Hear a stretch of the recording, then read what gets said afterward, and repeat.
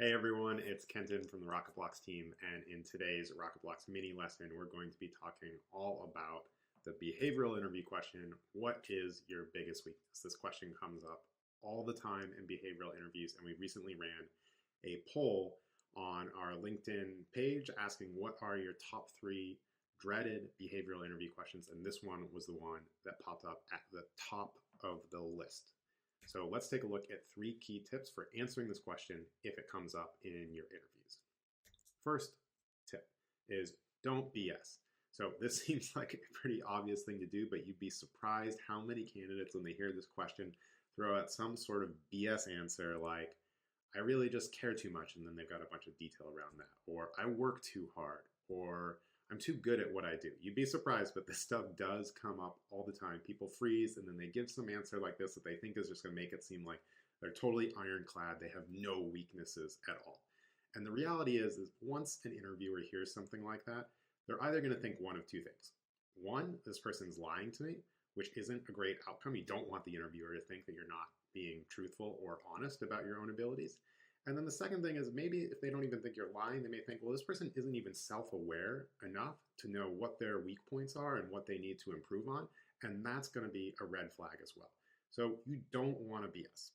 Okay, so that takes us to tip two, which is you want to be authentic. You want to be real. You want to find something that you actually really do struggle with that you can point to and then talk about. So this image here is from StockX. This is a picture of a particular Nike shoe, and they've got the 100% authentic tag there because obviously they want to make sure that people know they're buying the real thing. It's the same thing as you are applying for jobs. The interviews are trying to suss out what are the strengths of this candidate and what are the weaknesses. And chances are, looking at your resume and knowing your background, they're already going to have some questions about like whether you fit because do you have enough of skill X or skill Y experience on your resume?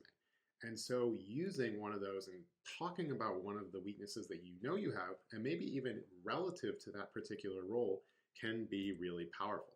So I think the key thing to ask yourself is, what do you actually truly struggle with? What's something that you struggled with on the last job or that you're struggling with currently that you know you're working on? And this leads us into the third tip, and this is key.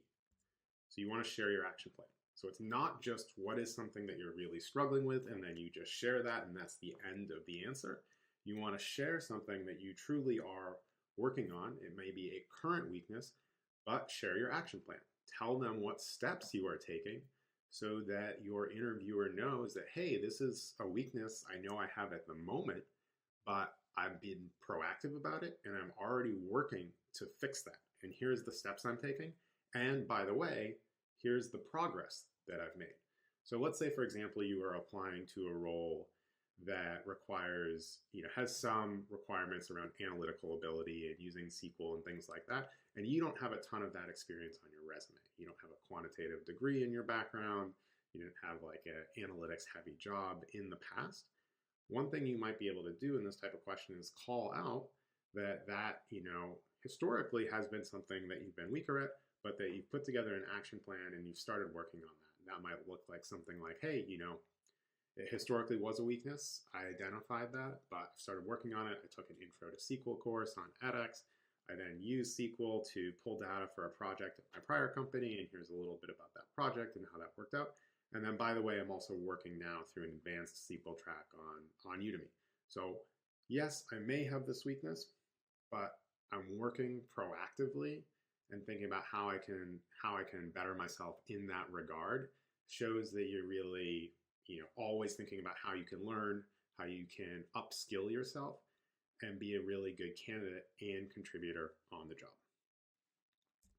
So to recap, 3 tips for answering the question, what's your biggest weakness? First, definitely whatever you do, don't BS your interviewer. They will know. They may think you're lying at worst, or even if they don't think that, they may think that you're just not self-aware enough to know where you actually have to improve, and that's a red flag in and of itself. This follows into the second tip, which is be authentic. Think realistically about what some of the weaknesses that you have are, what maybe some of the gaps are on your resume, and then be able to highlight one of those, and then importantly, share an action plan around how you're already addressing that. It really shows that you're proactive, that you're self-aware, you know that you have certain gaps, but that you are taking concrete steps.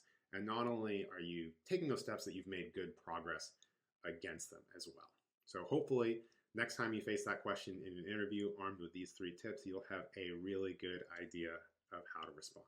And if you are preparing for interviews, we have interview prep materials that can help you. So check us out at rocketblocks.me. We've got modules on consulting, product management, product marketing management, biz ops, and behavioral interviews, and they can help you get your answers straight, structure your answers, and make sure that you shine on interview day. Finally, we put out a ton of great content on YouTube on a weekly basis, so if you haven't subscribed to our channel yet already, please do so below. There is a big red button, and we will see you next time. Thanks, and have a great day.